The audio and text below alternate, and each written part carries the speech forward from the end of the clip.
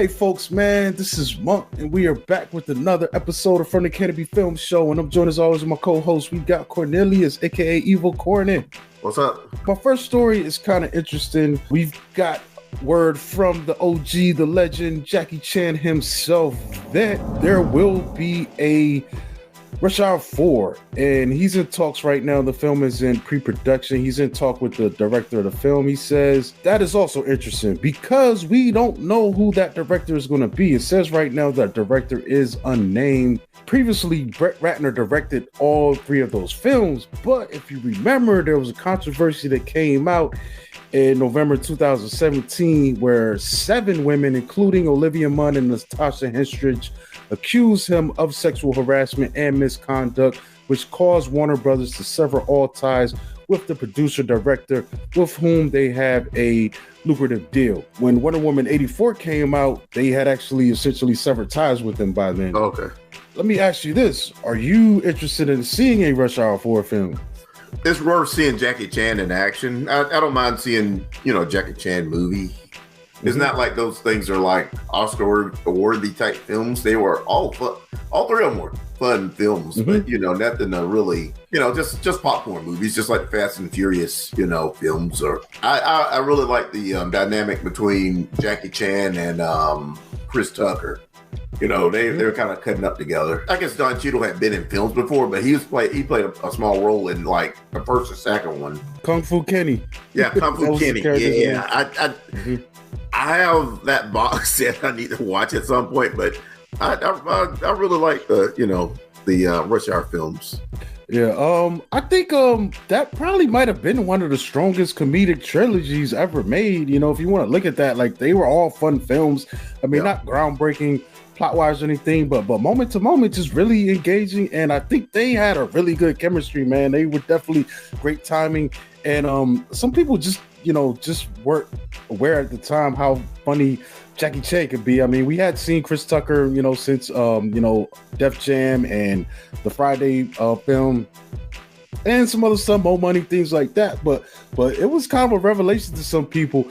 But also, if you were a big martial arts fan, you knew that Jackie Chan definitely put a lot of comedy in his mixed in with his action performances. So that was kind of right along the lines of something he would do. And I think I remember reading that he was actually interested in getting out of trying to break into the American market. Because I think Raymond Chow brought him in for Cannonball Run Part 2, and that was supposed to be his big breakthrough performance. But for whatever reason, the audiences didn't respond to him very well at the time. Yeah, until like Rubble in the Bronx, and I think Stallone or somebody, wanted him to, do that film, and that ended up being a big deal, And the thing about it too is, I think just Bruce Lee's shadow was just so big at the time.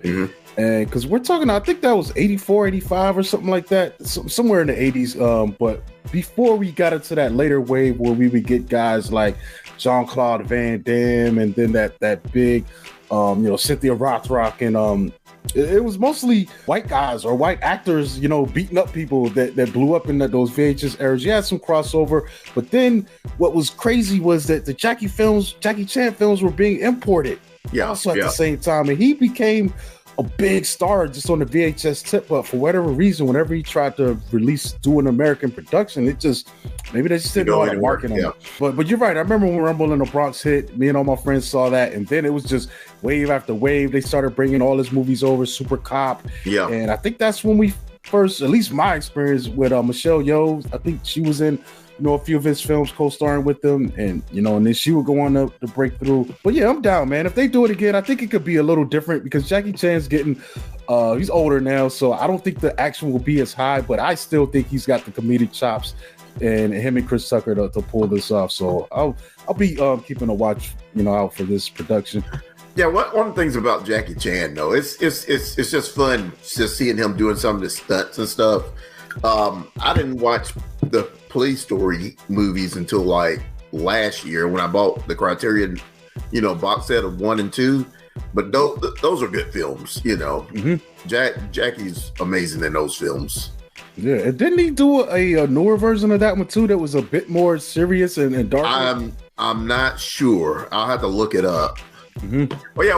One thing's about Cannonball Run. That's what I was thinking about. He was a very small player in it, even though you had a bunch of different actors in it. He didn't have that much of a role in that film because I think they were like in the computer car. You know, he's kind of stereotypical. Yeah, I know. Yeah. Yeah, I remember his fight scene from that the most. You know, I think that's where it was supposed to be his, big moment, his introduction to Western audiences, as they would say. Yeah, but it wasn't that big of a role because it was just so much crap going on in that movie.